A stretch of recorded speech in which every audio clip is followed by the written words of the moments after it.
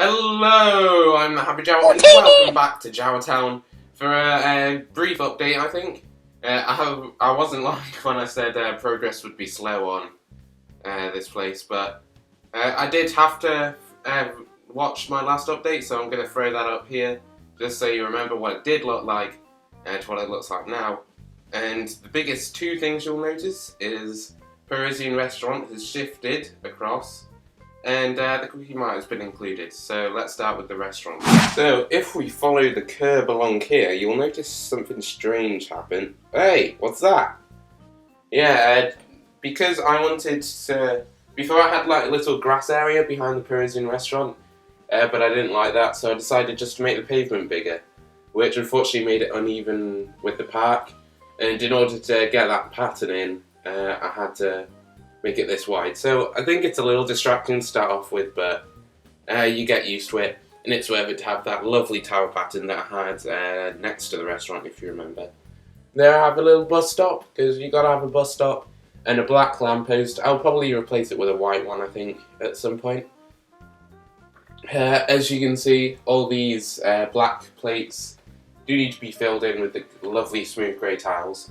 So I think I'm just going to brick link that. I think it's something like £15 for 300 of them or something like that. Which is about on par with a lot of brick link stuff. So probably just get it directly from Lego. To fill in this big gap here, I added this lovely white statue of a chef with a clam and an ice cream, because they're both white and that's why. I've also filled in the park a lot, obviously. Let's get a minifigure eye view of the park. I think it looks lovely. I got my lovely water fountain from the original town MOC. I've moved the hot dog stall here. There's a tree that I'm still not happy with. And the corners have been filled in with all these lovely flowers. Bench back there.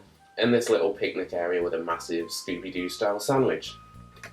And directly behind the park we have the KWIK-E-MART, which I think has been integrated lovely. It fit perfectly. Sort of by accident, but I have been briefly following my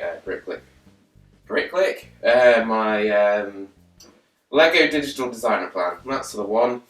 So it did fit in nicely. It's got a 3 wide pavement, which is a little awkward, but I did want it even with this one. So I've put that right to the edge of my city. Again, I do have the plates to put there if I need them, but for now, that space isn't necessary. And this gap has allowed for parking, which is lovely, which was on my Lego digital designer plan, so I'm proud of me, because I managed to stick to it a little bit.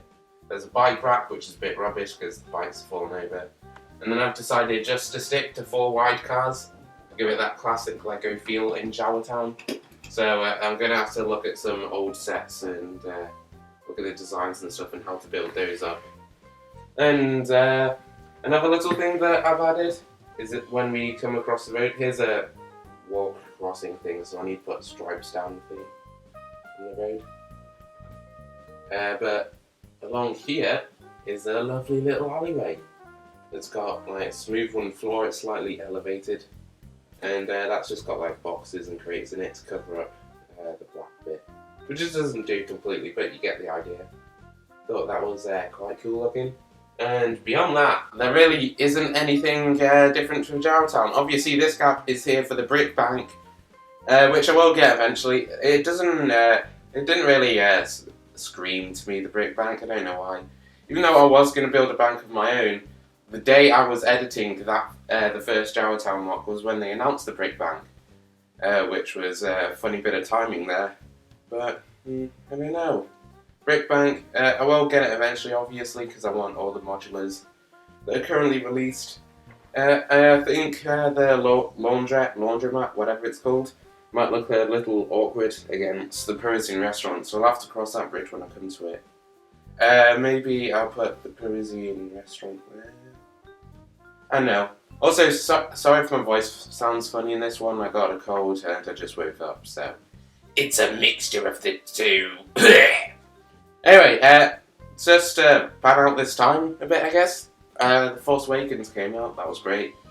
What's the date when I'm recording this? January 20th. So I'm a bit late with The Force Awakens, but it was great. It had its problems, but I'm glad it had its problems because it gives it something to talk about other than Yeah, it was good. It was good. But yeah, it was just a really well-made movie, just beautiful. The effects were lovely.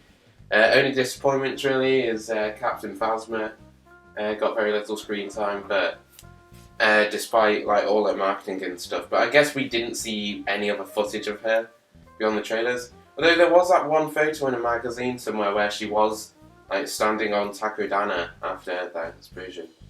What is that? How you pronounce the planet, Takodana? I haven't even looked it up. But that's also the new Force Awakens set that I really want to get. So I really want a Kylo Ren for my next Force Awakens animation, which is doing sort of. I mean, I'm happy that it's getting the views that it's getting my Force Awakens infiltration, but it's still sort of frustrating, you know, because I guess I didn't anticipate just how crowded that animation area would be. Because I tried really, really hard to get it out before The Force Awakens so it would sort of beat all that panic. But then, like, weeks after The Force Awakens came out, these animations have come out that are getting 6 digits, man! And I'm still on 3. But, I don't know. I guess I am complaining. I don't want to sound arrogant or selfish or anything, but... yeah, it's just... yeah, I don't know. But I do really want to do another one with Kylo Ren. So, I'll get on to that, because I thought it was an awesome film. And, yeah, that's about it. I don't want to ramble unnecessarily, even though that's exactly what I've done. Thank you very much for watching, as always. And the next time I'll do an update is probably when I eventually get all those grey tiles in. Because I've got to cover all this up. And when I've done that, I think it'll look lovely. But for now, I'll see you in the next video. Bye-bye.